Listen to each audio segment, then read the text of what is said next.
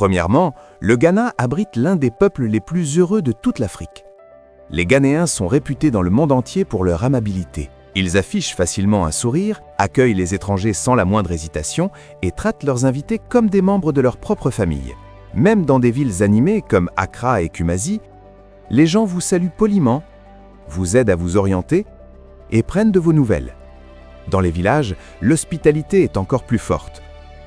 On vous propose à manger, à boire et parfois même un endroit où vous reposer. Les Ghanéens sont convaincus que la vie est meilleure quand on la partage, et cette chaleur humaine se ressent dans tout ce qu'ils entreprennent. Leur positivité se propage rapidement. On se sent plus léger rien qu'en étant à leur côté. Deuxièmement, le Ghana possède des lacs si vastes qu'ils donnent l'impression d'être une mer. Le lac Volta est l'un des plus grands réservoirs artificiels du monde. Quand vous vous tenez sur ses rives, vous ne voyez pas seulement un lac, vous contemplez une étendue d'eau bleue sans fin qui se perd à l'horizon. Des pêcheurs pagaient tranquillement sur leurs pirogues en bois. Des enfants barbotent le long de la berge, et des îles sont disséminées un peu partout sur le lac. Certains villages vivent exclusivement de la pêche, dépendant du lac pour tout. Au coucher du soleil, l'eau s'illumine d'orange, transformant le lac en un miroir du ciel.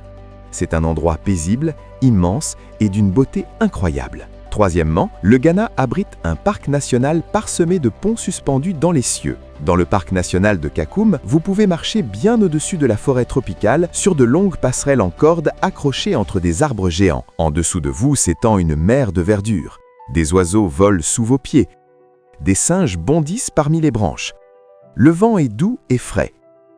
C'est l'une des rares promenades dans la canopée d'Afrique et elle vous donne l'impression de flotter. Pendant que vous avancez, la forêt chante grâce aux insectes, aux oiseaux et au bruissement des feuilles. La nature ghanéenne possède un côté magique, sauvage, libre et préservé. Quatrièmement, le Ghana possède un véritable village de sorcières à une histoire choquante. Dans le nord du pays se trouve un lieu appelé le camp des sorcières de Gambaga. Ce n'est pas une attraction touristique, mais une véritable communauté où vivent des femmes accusées de sorcellerie venues chercher la sécurité. La plupart de ces accusations proviennent de la peur, de malentendus ou de conflits entre villages. Ce camp les protège et leur offre un endroit où recommencer. C'est un aspect déroutant de la culture ghanéenne, mais aussi un rappel que la tradition et la vie moderne s'affrontent parfois. Le pays œuvre lentement à faire évoluer ses croyances, montrant ainsi comment les sociétés se transforment avec le temps. Cinquièmement, le Ghana possède l'une des cultures de la mode les plus fortes d'Afrique. Les Ghanéens adorent les couleurs vives et les motifs bodés.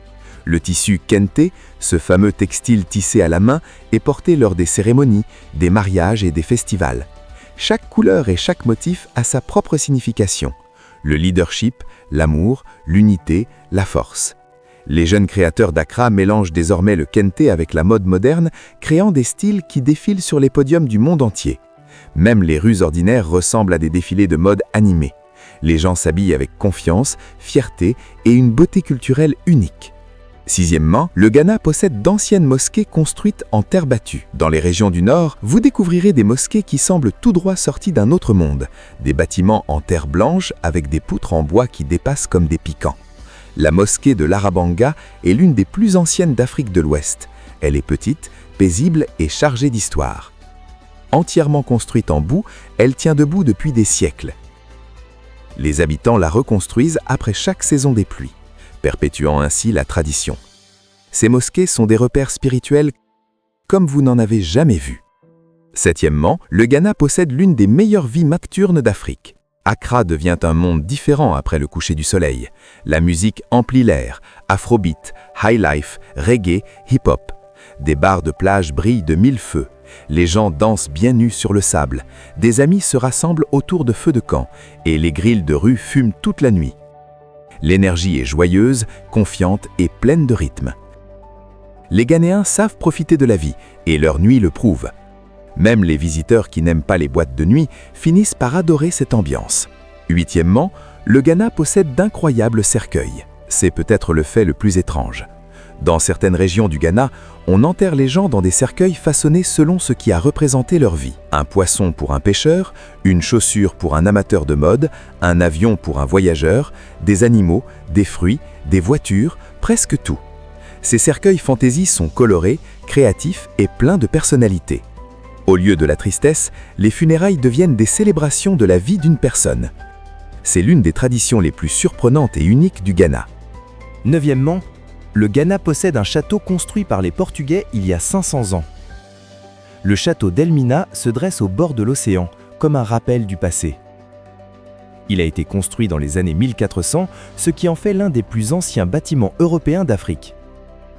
Ses murs blancs brillent sous le soleil, mais les pièces à l'intérieur portent les lourds souvenirs de la traite des esclaves. Les visiteurs déambulent dans des couloirs silencieux, apprenant des récits qui ont changé le monde. À l'extérieur du château, des pêcheurs poussent leurs pirogues dans les vagues, illustrant la nouvelle vie que le Ghana a construite après son histoire douloureuse. Dixièmement, le Ghana organise un festival où l'on danse avec le feu. Le festival Bougoum, aussi appelé Festival du Feu, a lieu dans le nord. À la nuit tombée, des foules se rassemblent en brandissant des torches enflammées faites d'herbes séchées. Ils défilent ensemble, en chantant et en dansant, tandis que des étincelles s'élèvent vers le ciel. Ce festival célèbre la victoire, l'unité et la protection contre le mal. C'est spectaculaire, puissant et incroyablement dramatique. C'est l'une des traditions les plus intenses et inoubliables du pays.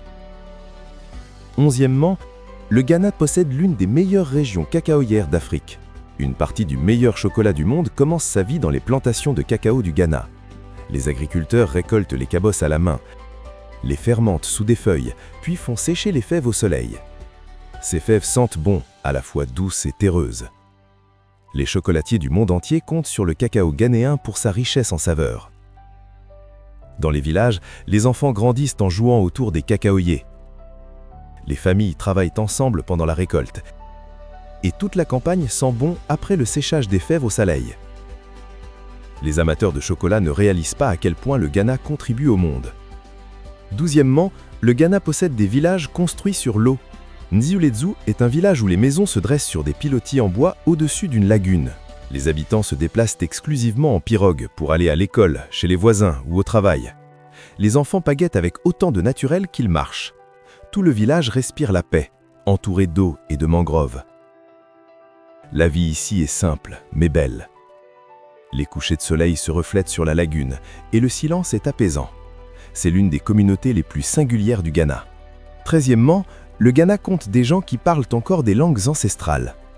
Le Ghana est petit, mais il possède plus de 70 langues. Le Twi est la plus courante, mais dans le nord, on entend le Dagbani, le Mbroulé et bien d'autres encore.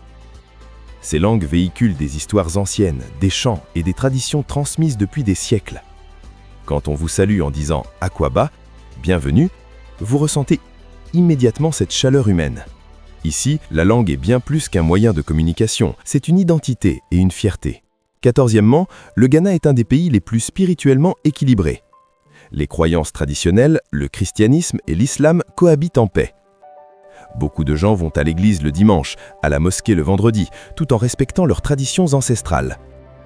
Les tambours, les danses, les prières et les récits se mêlent au quotidien. Les festivals sont remplis de couleurs, de musique et d'esprit communautaire.